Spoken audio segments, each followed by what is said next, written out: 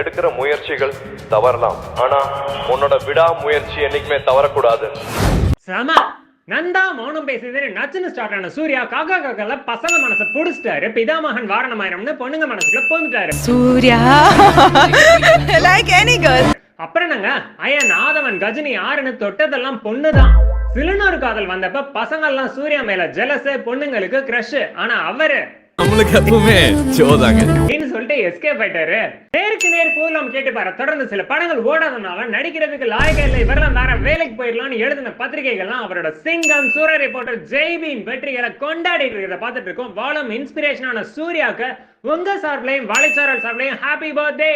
இப்ப அவர் நடிச்சிட்டு இருக்க படங்களோட எக்ஸ்க்ளூசிவ் அப்டேட்ஸ் தெரிஞ்சுக்கலாமா?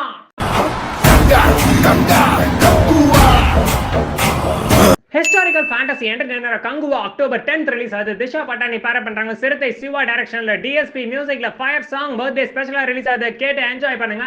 அடுத்து சூர்யா 44 கார்த்திக் சுப்ராஜ் இயக்கத்துல பூஜா ஹெக்டே ஜோடியா நடிக்கிறாங்க. சந்தோஷ் நாராயணன் இசையமைக்கிறார். கேங்ஸ்டர் மூவியா எடுத்துட்டு இருக்காங்க. பார்க்கலாம் எப்படி இருக்கும்னு.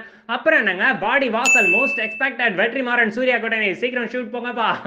And finally Rolex Lokesh Kanagaraj இயக்கத்துல கைதி 2 விக்ரம் 2 எல்லாத்துலயும் ரோலெக்ஸோட ஆட்சி தான்.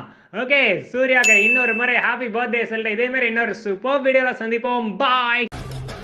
அவனுக்கு தலையவ கொண்டு வரணும். அவனுக்கு லைஃப்